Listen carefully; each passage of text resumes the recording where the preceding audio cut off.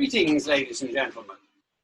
We now get into economics properly, and our next approximately 15 videos will be on microeconomics. Let's put that on the screen, on the board rather.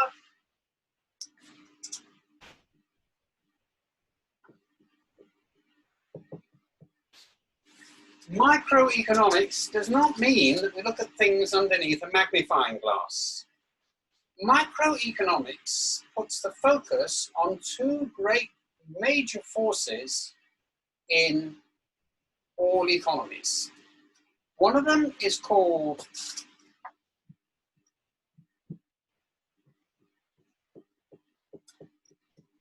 the industry, and the other one is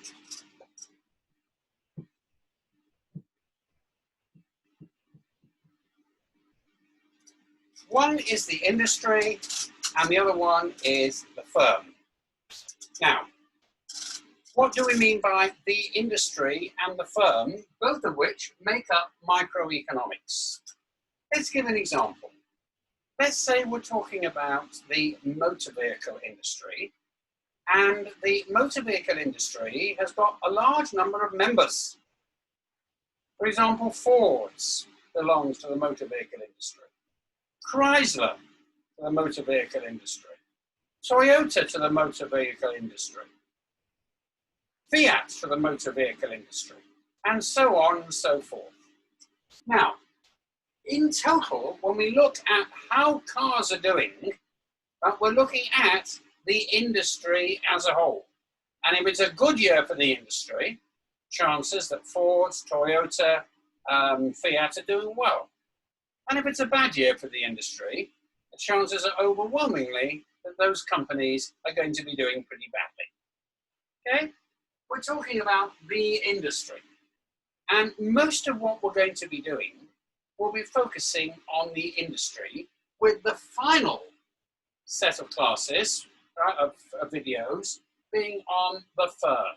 When we look at the firm, we look at the members of the industry in more detail. For example, going back to the motor vehicle industry, Ford's is a firm. Now, the two things that are most likely to concern Ford's, as any firm, even somebody selling fruit and vegetables down the road, or has got a store at the market, is he's going to want to do two things. He or she will want to do two things. Number one, he's going to want to sell as much as possible. That means that he wants to maximize his sales. The more sales, the better. The second thing that he would like to do is that he would like, as far as possible, to get as high a price as he can. So therefore, on each one, he wants to make as much profit. Not any profit, but the highest profit that he can get. On the other hand, you've got to know the people that he's competing with on the other side of the desk. So far, we were talking about the industry and the firm that are both producers, but they depend on the consumers. That's the other side of the market, the people that put up the demand. If prices are too high, people aren't going to be lining up to buy things in the same way as if the prices are lower. So you've got to be careful. It's a struggle between the two sides of the market as to what the conditions of trade are going to be. Conditions being the price between the producers and the consumers. Now, in this unit, which is in this video, video number 5, we're going to be looking at it from the point of view of the consumers, how much they're prepared to pay. In unit 6, we're going to be looking at the whole story from the point of view of the producers, what they need to be able to keep going, and what motivates them to produce. And then at unit 7, we're going to bring both the producers and the consumers together, and we're going to see what factors cause the price to go up or to go down or to remain, say, stable. Because a lot of the time, prices do not remain stable. Now, let's just take this slowly and look at what we've covered so far. branch of economics, or rather what phase of economics does all this belong to? And we would say that it belongs into the actual hardcore Adam Smith and what came after him, the classical economics, which is that goods are produced and goods are consumed according to the market, what the market's prepared to offer and what people are prepared to do in order to be able to produce the goods, supply and demand. But we're going to forget the supply this class, and we're going to look at one thing only, at the picture of the industry from the consumer point of view. So let's take this off the board and let's look at the general relationship.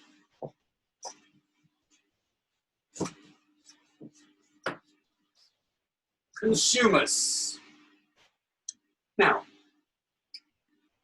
let's take an example, because it's always easy to do things with examples. And I teach in a school where the currency is Israeli shekels, and they're approximately 3.5 shekels to the dollar. On Friday break time, that's after 2 long 1-hour lessons, is pizza time. We have an outstanding chef who prepares very, very tasty pizzas of all different varieties. And Friday is known as pizza morning. So we could say that our friend, the chef, has actually got what you would call a monopoly on pizzas. The meaning of the word monopoly is that the industry and the firm are one. As far as the school is concerned, there's only one pizza producer, and that's our chef. Because students aren't allowed to leave school at break time, and it's either that you buy his pizza or you don't buy his pizza. It's your choice. But he's got the monopoly on the provision of pizza. So we could say, for argument's sake, that he's not just a firm, he's also the industry. Now, we will come back to look at monopolies, because they're a story in their own right, by themselves, when we look at the firm, and one of the 4 types of firm arrangements, of business arrangement, is the monopoly. But for now, we're going to take pizzas as an example of the demand function. It will all be in pizzas, and the price will be in Israeli shekels, and it is 5 new Israeli shekels, 3.5 new Israeli shekels to the dollar, to the US dollar, and about 4.8 to the UK pound.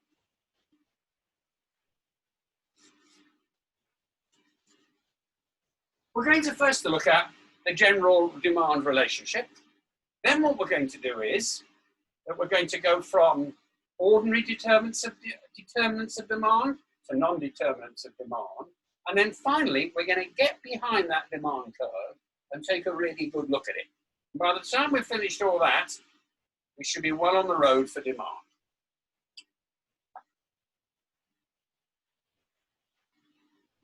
Now, let's look how we can show demand graphically. What is demand? And in our case, we're going to make it pizzas at school. At my school. Pizzas at school. Like, that's what we're dealing with. Well, I'm drawing a curve, and he wants to know how many pizzas our friend, our chef, is going to sell on a Friday. We're going to put the price here, and we're going to put the quantity here. P is price. Q is quantity.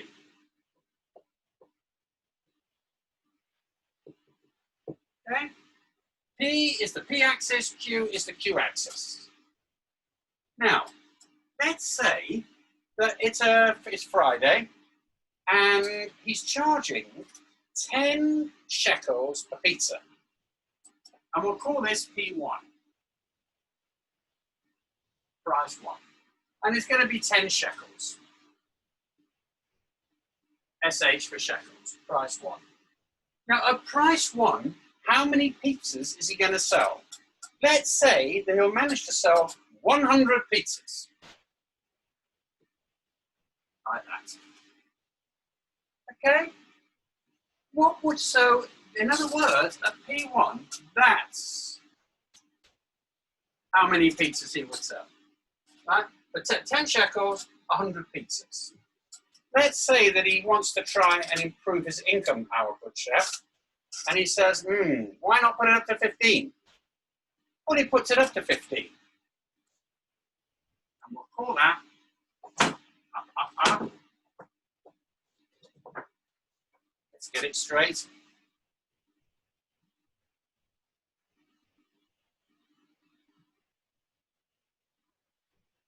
We're going to call that P2.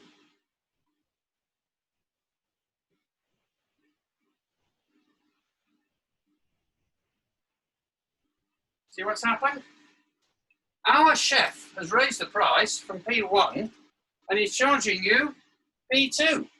And when he charges you P2, instead of selling 100 shekels, he's only going to be selling 60 shekels. Now, we've got 2 points. Let's make things simple and put a line through them. And we'll call that line the demand. Now, let's say that the price is P1. Make it easier. The price is at P1, and at price P1, our friend will be selling 100 shekels. So if he charges 10 shekels, not 100 shekels, rather 100 pizzas. But if our friend raises the price from P1 to P2, not only is not going to be very popular, but they're going to actually show how unpopular he is with their money. That they're not going to buy 100 shekels. The lines aren't going to be so long. Some people that wanted 2 pizzas might only buy 1.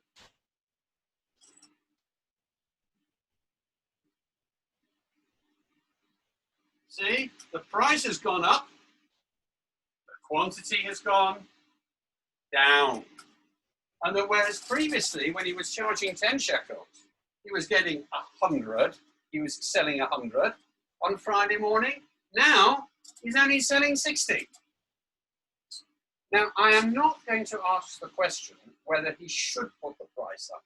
That's beyond the scope of this class.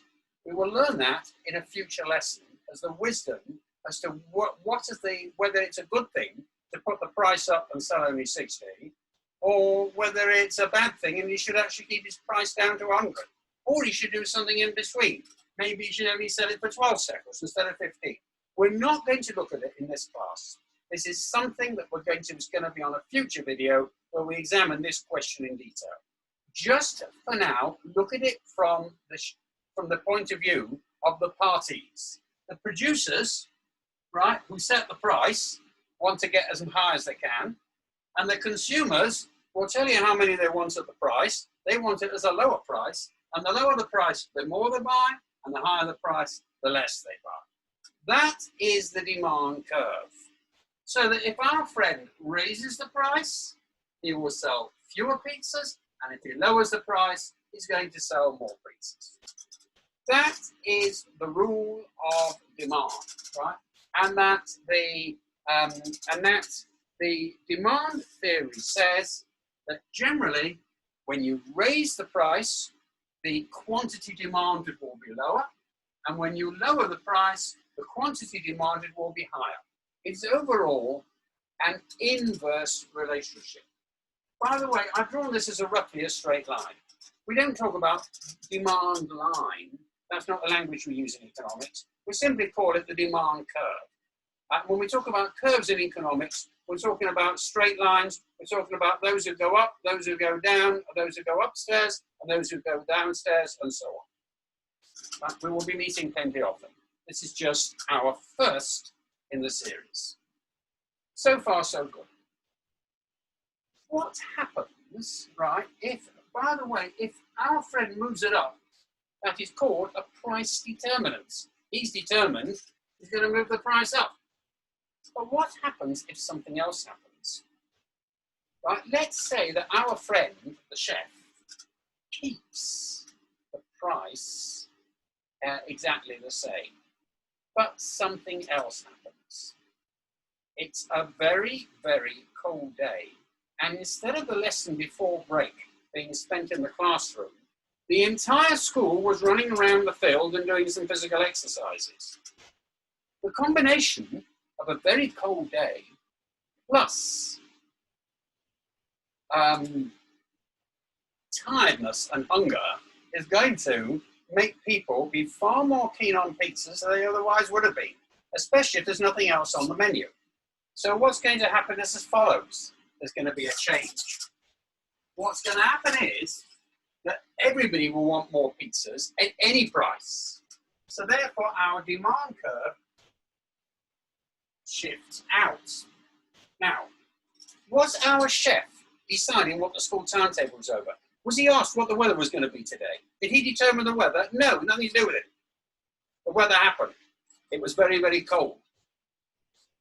The other thing, did he decide the school timetable whether it should be going running around the field? No, that was the PE department and the rest of the school. So it was nothing to do with him. It was not a determinant of demand. It was a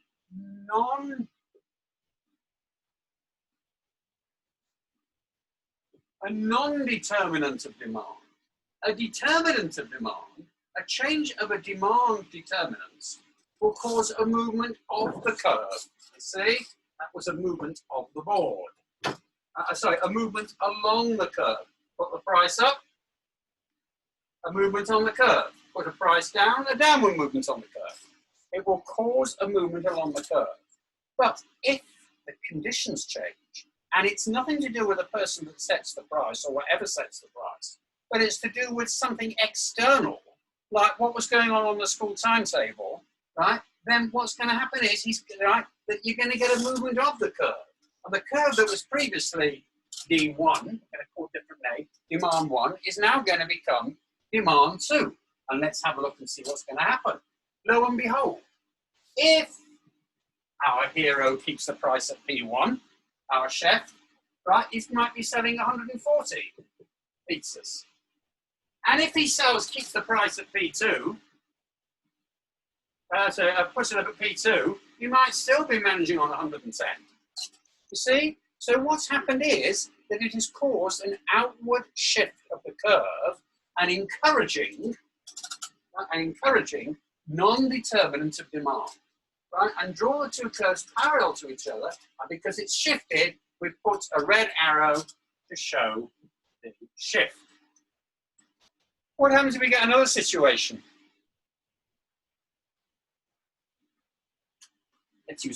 Let's make this a purple job. Right? The purple job says as follows. Let's say it's a very hot day and they're serving ice creams. Now that was nothing to do with the original price, but someone next door is serving ice creams. It was a hot day. What would you rather have on a hot day, a pizza or an ice cream? I think somebody might prefer to have an ice cream. So therefore the curve might move this way. Might move to the left. And if he puts his price at P2, our hero is not going to sell a single pizza. See? However, if he puts it at P1, he might still sell 40 pizzas. You get the idea? So therefore, if we have an encouraging factor, you're going to get an outward shifting, an encouraging non-determinant demand, like cold weather for the pizzas. You're going to get an outward shift of the demand curve. But if you have a discouraging factor, you're going to get an inward shift, a leftward shift. Right? So encouraging non-determinants, shift the demand curve to the right, D2. Right? Discouraging factors, like for example, competition from ice cream, shift of D1 to D3. The ice cream being the ice cream giving a person choice in what's happening, so fewer pizzas are going to get sold. Right, that's the main principle. What we're going to spend the last few minutes having a look at is getting behind the demand curve and asking the question in more depth, why the demand curve is sloping. For this, I'm just going to take this off the board and we're going to use a simpler diagram as we get behind the demand curve.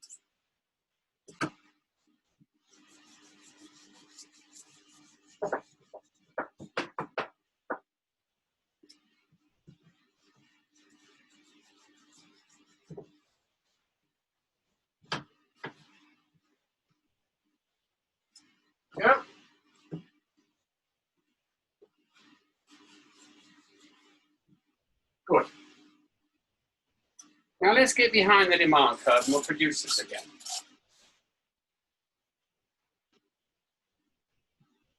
Price, you want price, just put P, quantity. And here's your curve, and it's sloping down. D for demand.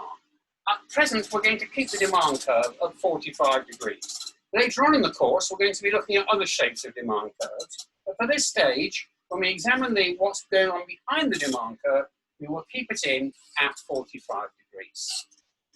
Now, let's ask the question, why does it slope down? And there are three reasons.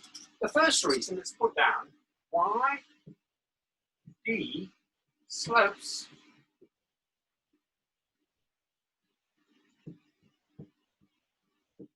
downwards. Number one is called the income reason, or we call the income effect.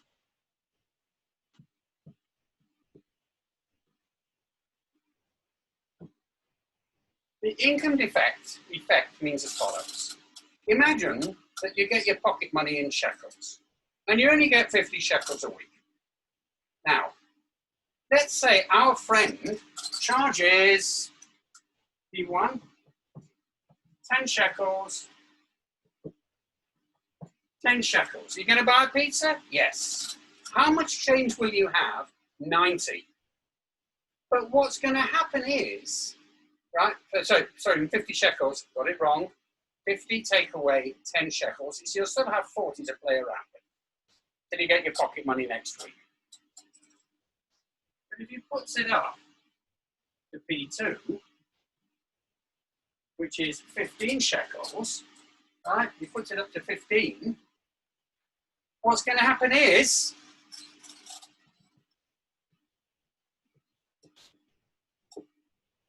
you're going to be selling less. Why? Because every person, let's say, assume that we all get 50 shekels pocket money, right? After he's paid for his pizza, he hasn't got 40 left. That's what he had when there were 10. He's only got 15, he's only got 35 left. Well, that means that his income's gone down. We look at our income, we look at how much money we're going to have left. And because he put it up by 5 shekels, it means we've got less of an income because we've got less money to spend on other things. So therefore, it means that a lot of us are going to say, no, we're not going to buy pizzas. Right? We'd rather spend the money on perhaps a Mars bar instead. Actually, that's going on to another effect, but never mind. Or we'd rather keep the money. So therefore, one reason that it slopes this way is if the price goes up, people will spend less because it means that they will feel that they have less money for other things. If the price goes down, people will spend more because it takes less of a bite out of their money and they will have more money to spend on other things, a greater income. So that is known as the income effect. And that is one of the three reasons why the demand curve is sloping. We're taking you behind the demand curve and giving you a reason. Let's go to the second reason.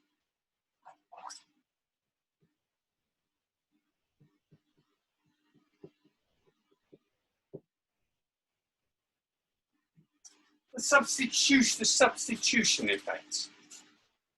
Right, let's go back to our friend's shop. And let's assume that there are other things that are for sale apart from pizzas. He's got Mars bars, he's got Coke, and he's got drinks. Now, let's say that our friend, our hero, has moved the price of pizzas from 10 to 15. How many pizzas is he going to sell? Well, we can see he's going to sell less, right? Instead of selling, as we said before, instead of selling 100, he might only sell 60. But why? Because as people line up and they see that he's put his price up, right? If he's raised his price from 10 to 15, they're going to say, no, I'm hungry, but there are other things I can buy for 10. I don't need to pay the extra 5. I'll buy a Mars bar, or I'll buy a Coke and a Fanta, or something like that, or maybe some Maltesers and a Fanta, right? A Maltesers and a Fanta for 10 will be a substitute for the pizza. True, if it was a pizza at 10, you would get a pizza rather than Maltesers and a Coke. But if he's put it up to 15, You can say you can keep your pizzas. I'm going to buy Maltesers and Coke. And for that reason, what's happened is that people have substituted when the price goes up. And then that means that instead of buying that particular product, the pizza, they'll go and pick their second choice, which happens to be Maltesers and Coke. As a result of that, fewer pizzas are sold. Raise the price, fewer is sold. So we've got two reasons: the income effect and the substitution effect. Our final reason, my favorite, is the law of diminishing marginal utility. That's a mouthful, but let's look at it. Put it down first. Law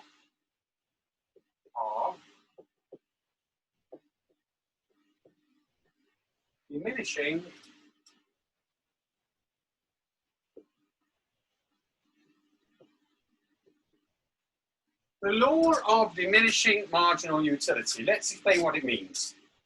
Firstly, what is utility? Utility means how much do you like it? The more you like it, the more you have, the greater utility, the more useful it is. For things that have got high utility, we're prepared to pay a lot more. For things that have got relatively low utility. Now let's apply this to the pizzas. Let's say the pizza is at 10 and you're very hungry when you come out of a lesson. You bought a pizza for 10, you've eaten it. Oh, I enjoyed that. That was nice. You're satisfied. The edge is off your appetite. Oh, I could do with another one. Yes. At 10, I'll pick another one. So you're going to have two pizzas. Now, what would have given you the greater pleasure? Pizza number 1, which is your first one, or that extra pizza, which we call the marginal pizza, the last one that you had, was number 2. And the answer is that it was probably your first pizza that gave you a great deal of pleasure. And the other one, when you were already reasonably full, it gave you a bit of pleasure, but not a great deal. It was worth the 10 shekels. No way you're going to buy a third one, because you're full. It'll have no utility at all. You're not going to buy 3. But because it was 10, you decided after your first one that you were going to go back in line and buy a second one. Right, so you bought 2. Now imagine the very same person after he put the price up to 15. You've eaten your first pizza, you paid 50. You're reasonably full. You're satisfied. You'll be able to survive until lunchtime. Oh, I wouldn't mind another one. But you're not crazy about number 2, the marginal pizza, that you were than you were about the first one. How much is it? 15. Don't need it. I've had one, that'll do. 15, not at that price. So at 15, he's only going to buy 1 pizza because the pleasure of the second pizza is not worth another 15 shekels. Not after what he spent. Its marginal utility is below the price of 15. On the other hand, had the first one been 10, and then another one, he'd have bought another one, you know why? Because the way he was feeling was, yeah, I'd appreciate that. If it's only 10, I'll take it. Which means that it's worth, the pleasure that he gets for it is worth an extra 10. So he's going to buy a second one. So therefore, it's for that reason that our demand curve is shaped this way, that it slopes downwards. If you raise the price, people are going to buy less because that extra one isn't going to be worth it. But if you put the price down, people are going to be buying more of the same thing. But yeah, I'll take an extra one because that extra one is still worth that lower price.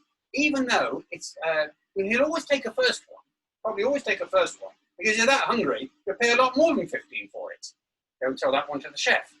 But when it comes to a second one, it's marginal. The marginal utility means how much was the marginal one, the last one, worth? It's not worth it, so he's not going to buy it. Okay, so therefore that summarizes, and we've really looked at 3 things this particular session. We've looked at the demand rule, and the law of the demand is that generally speaking, right, people will buy what you have to produce according to how much they need it. And the higher the price, the less it's worth the sacrifice, so the fewer will be bought. And the lower the price, the more people are prepared to buy it. Now, if the person puts the price up or the person puts the price down, right, then that's a price determinant. Going up to P1, going up to P2, right, that determines the price. However, we sometimes get non-price determinants, which means that even if we're at the same price, we might have an adverse condition that will move the demand curve to the left, or we might have an encouraging position that might move the demand curve to the right. Having looked, these are non-determinants of demand. Example of a non-determinant of demand is, for example, if you're selling ice cream and it's a very hot day. The demand for ice cream will go up at the same price. Nothing to do with the person that set the price for ice cream, but everything to do with the weather. That's the reason it went up. And that's an example of a non-determinant of demand.